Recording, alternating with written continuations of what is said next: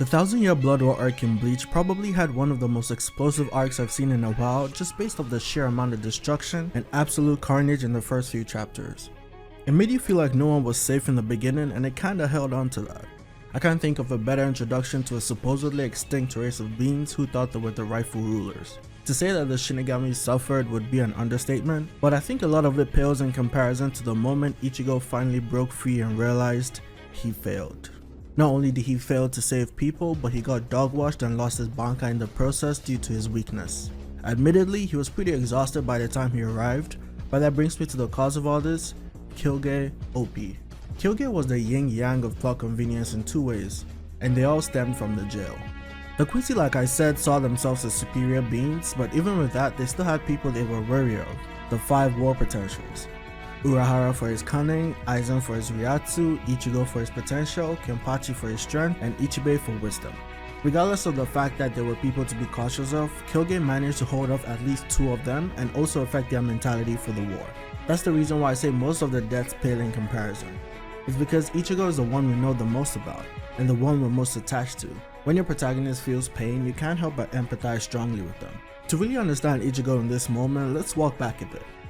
The Fullbring arc is about to end, and all the captains break tradition and give a human some of their power and give him a reason to live again. Ichigo finally has the power to protect his loved ones. And not too long after he gets back said powers, he's put in a position to put it to greater use. That's amazing, right? You get the chance to help out the people who changed your life in many ways. And first comes E-Burns, and next Quilge. Quilge was no match for Ichigo in terms of strength.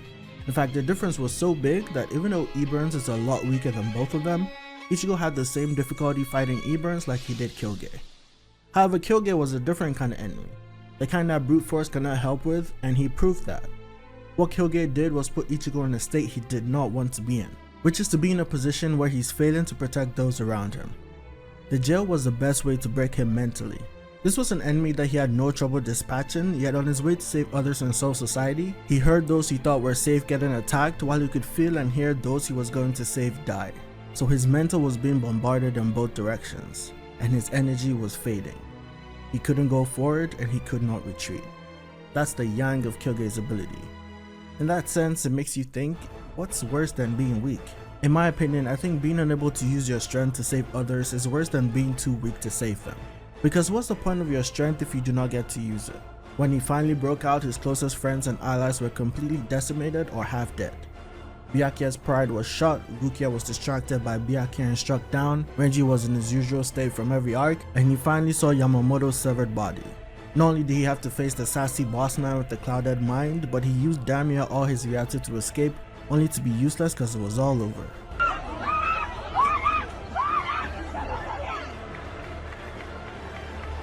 But here comes another angle we can look at as to why Quilge was necessary: the yin.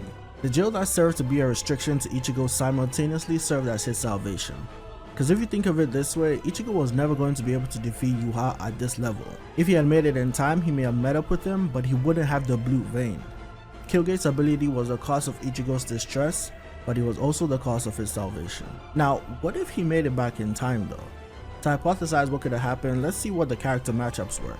Was Toshiro versus Kangdu, Byakuya and Renji versus Az, Rukia versus Meninas, Komamura versus Bambietta, Soifuran versus BG9, Kuraku versus Robert, Kenpachi and those 3. I don't know what Mayuri was doing, Rose, Shinji and Kensei versus whoever, it doesn't matter, and Ukitake versus probably Cancer. Now, would any of the captains have wanted to fight alongside him? No, because most of them are Tsunderes.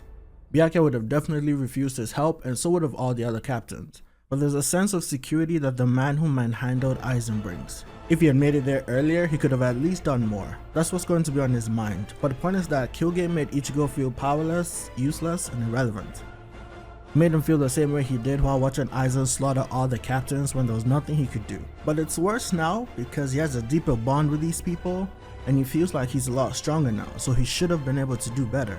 I like Quilge more now after thinking about it, because I initially thought he was just fodder because he was weak, but he had an entirely different purpose in the show that raises his stocks. Maybe more praise should go to Yuha, who didn't even fully utilize the Almighty at this point, but was able to foresee and predict events to cripple the Soul Society to this extent, but hey, that's a conversation for another day.